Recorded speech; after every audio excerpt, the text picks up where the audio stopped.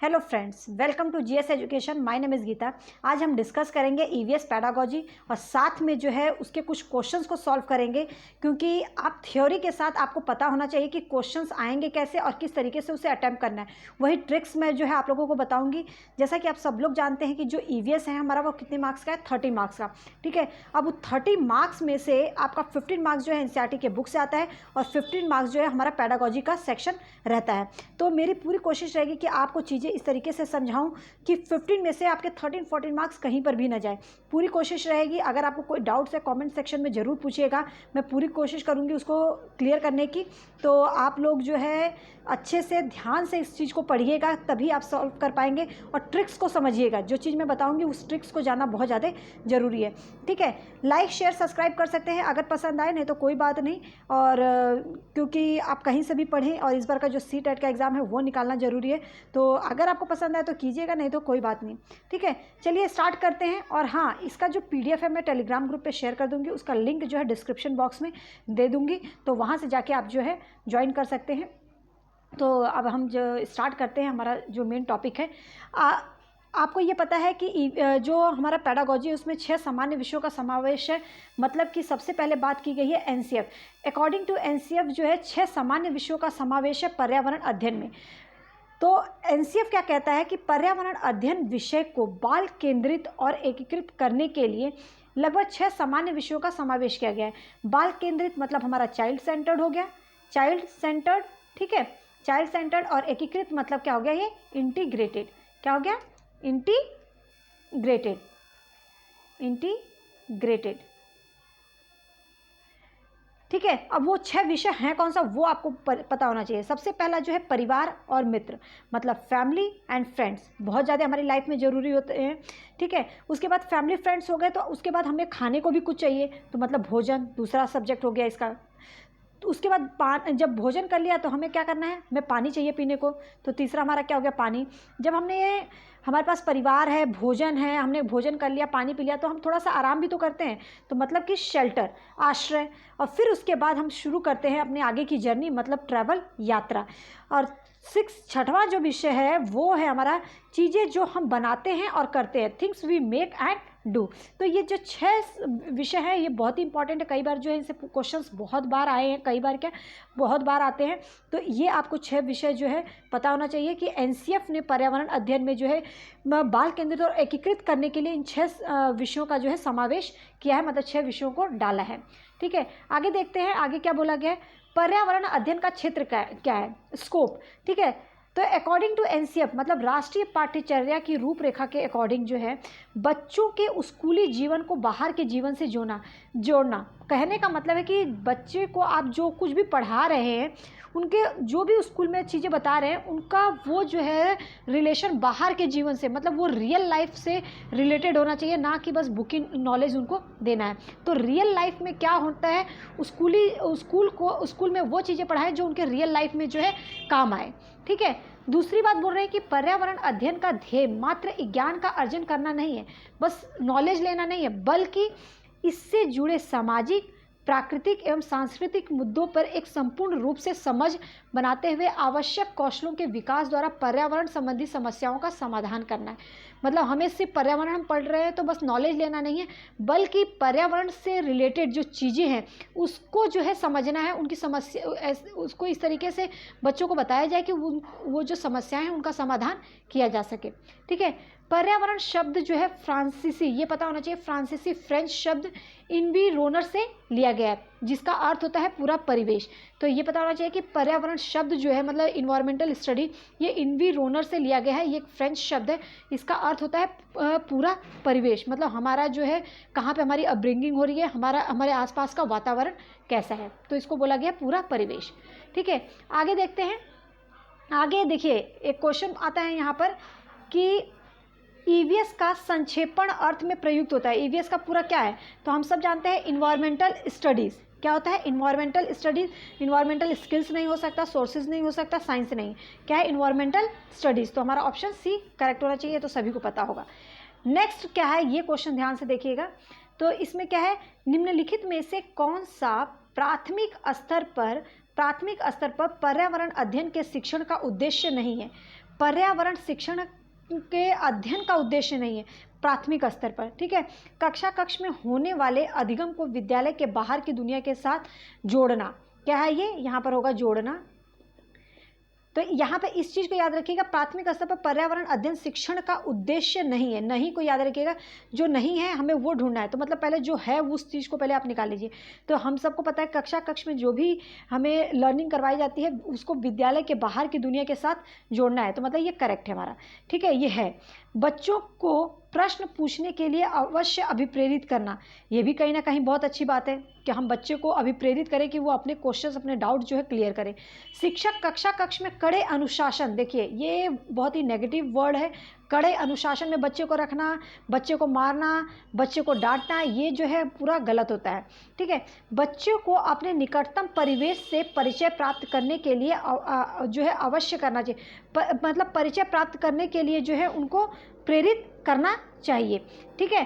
तो यहाँ पर क्या पूछा है कि शिक्षण का उद्देश्य नहीं है, तो यहाँ पे हमारा ये तीनों तो सही है, ए बी और सी, ए बी और डी, ठीक है। सी क्या है, शिक्षक को कक्ष में कड़े अनुशासन सुनिश्चित करें, ये जो है हमारा पूरी तरह से जो है गलत है।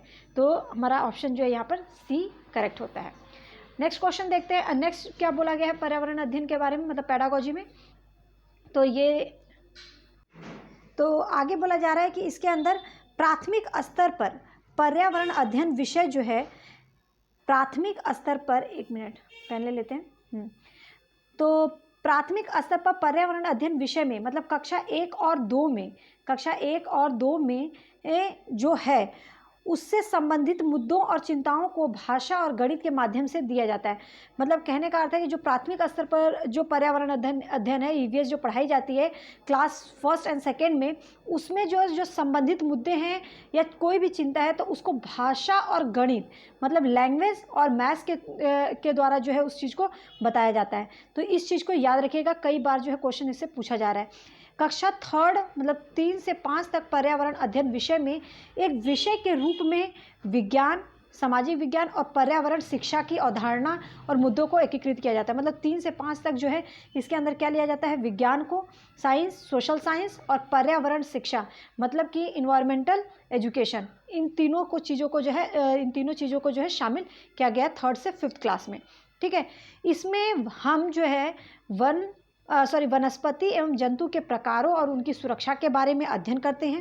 प्राकृतिक संपदा एवं उनकी समस्याओं का संरक्षण एवं सुरक्षा, इसमें जल, मृदा, वन, खनिज और बिजली परिवहन आदि शामिल है। मतलब जो हमें पढ़ाया जाता है उसके अंदर कौन कौन से टॉपिक को शामिल किया गया है वो ये है, ठीक है। आगे चलते हैं, आगे देखते हैं।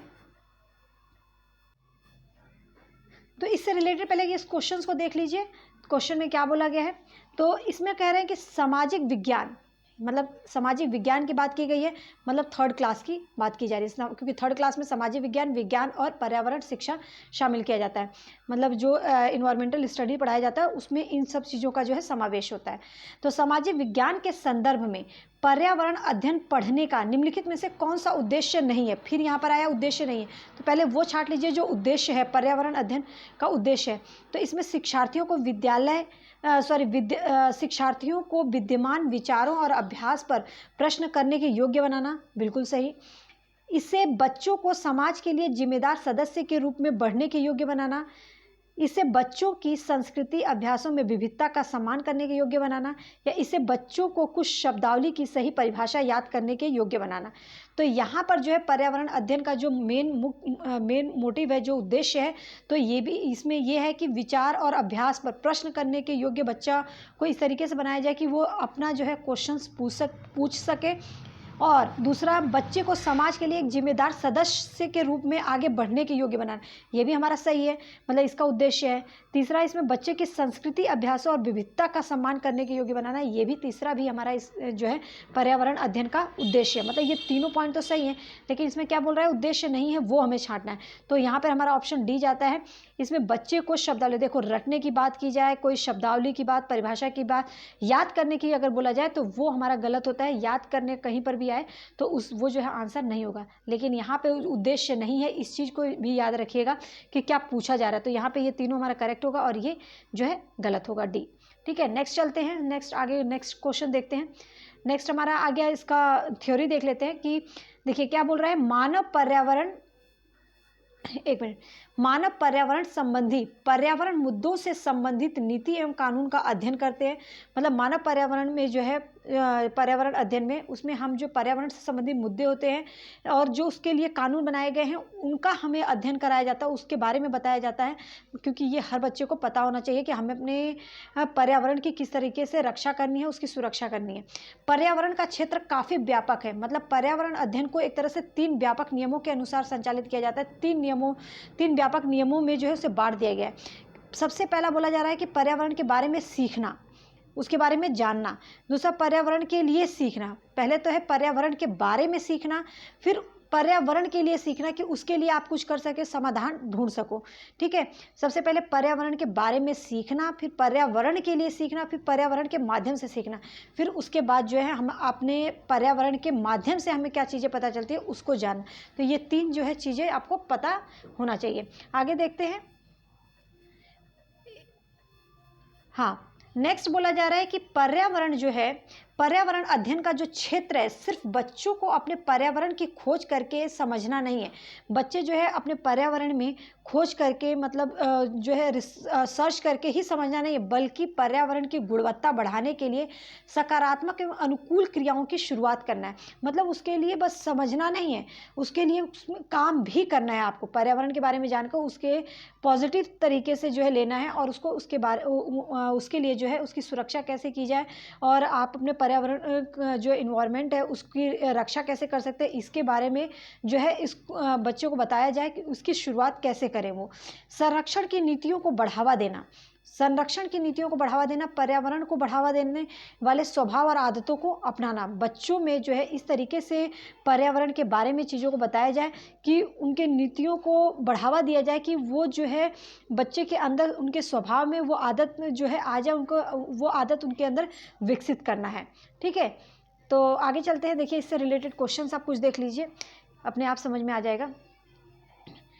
सीमा जो है कक्षा 3 के शिक्षार्थियों को, एक मिनट, हाँ, सीमा कक्षा 3 के शिक्षार्थियों को जानवर हमारे साथी, ठीक है, जानवर हमारे साथी प्रकरण से परिचित कराना चाहती है।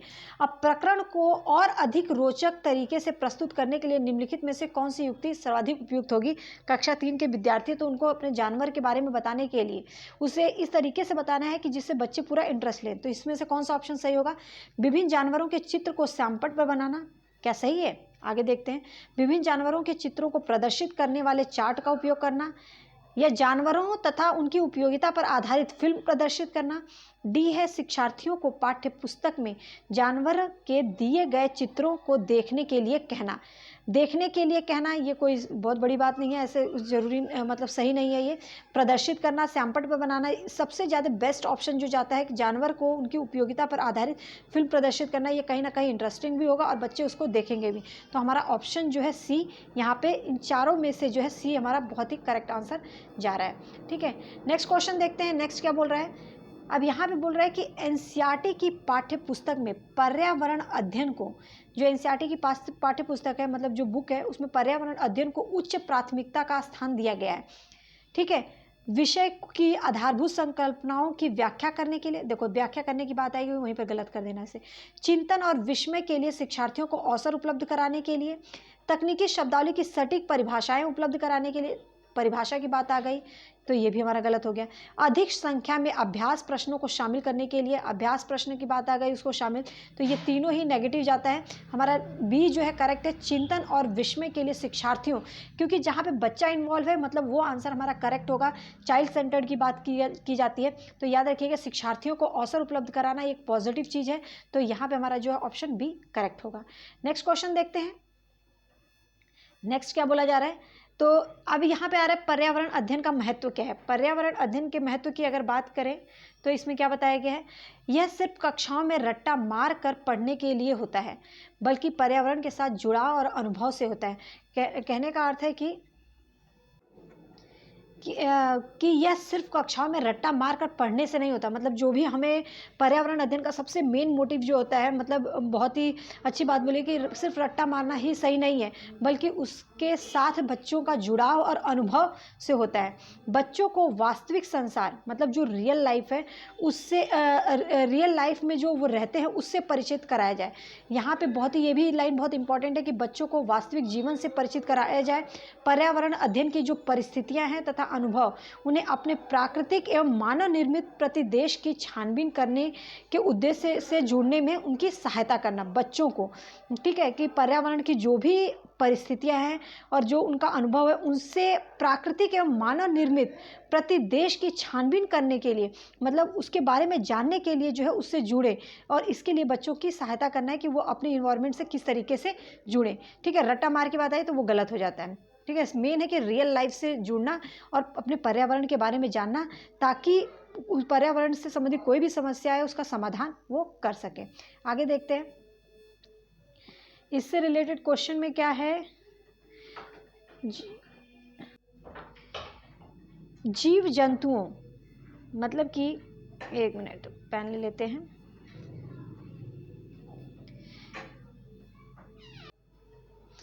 जीव जंतुओं पर आधारित पाठ को पढ़ने के बाद शीतल जो है कक्षा शहर के शिक्षार्थियों के लिए चिड़ियाघर के भ्रमण का आयोजन करती है। मतलब जीव जंतुओं का जब पाठ पढ़ा लेती है, पाठ को पढ़ने के बाद शीतल सोचती है कि अब बच्चों को जो है चिड़ियाघर का भ्रमण कराया जाए, तो इसका आयोजन करती है। यह डैश में शिक्षार्थियों की मदद करेगा। किस चीज़ में मदद करेगा? जीव जंतु संरक्षण के कौशलों का विकास करेगा। दैनिक समय सारणी की चर्या में बदलाव, देखो ये तो बिल्कुल नहीं हो सकता। ठीक है, यहाँ पे इसकी बात ही नहीं की जा रही है। जीव जंतुओं को पालतू कैसे बनाया जाए, इसके प्रति संवेदनशीलता विकसित करना, या कक्षा कक्ष में अधिगम को वास्तविक जीवन की परिस्थितियों के साथ जोड़ना। अगर अभी आप लोगों ने ध्यान दिया होगा तो हमारा क्या मेन मोटिव होता है, उसने पाठ को पढ़ाया, जीव जंतुओं के बारे में बताया, अब वो उसको रियल लाइफ में उसको दिखाने जा रही है, तो मतलब कक्षा कक्ष के अधिगम को वास्तविक जीवन की परिस्थितियों के साथ जोड़ना। तो मतलब यहाँ पे डी जो है हमारा करेक्ट आंसर जाता है। ठीक है, नेक्स्ट देखते हैं, नेक्स्ट क्या बोल रहे हैं। नेक्स्ट क्वेश्चन है हमारा, पर्यावरण अध्ययन में एक अच्छे दत्त कार्य का मुख्य लक्ष्य होना चाहिए। मतलब एक होमवर्क देते हैं तो उसका मुख्य लक्ष्य क्या होना चाहिए? प्रभावी अधिगम के लिए पाठ की दोहराना, रोट लर्निंग पूरा ही गलत हो गया। समय का बेहतर उपयोग सुनिश्चित करना, ये भी नहीं सही है। शिक्षार्थियों का अनुशासन बनाए रखना, ये भी गलत है। अनुशासन में रखना, समय का उपयोग करना, ये सब चीज़ें जो है क्या है, ये नेगेटिव टैग वर्ड्स हैं। अधिगम विस्तार के अवसर उपलब्ध कराना, यहाँ पे अवसर की बात की गई है, ये एक जो है पॉजिटिव चीज़ है, तो पॉजिटिव वर्ड है, तो यहाँ पे हमारा जो ऑप्शन जो है हमारा डी जो है करेक्ट होगा। इस तरीके से भी आप इसे सॉल्व करने की कोशिश कर सकते हैं अगर आपको कुछ भी समझ में नहीं आता है तो।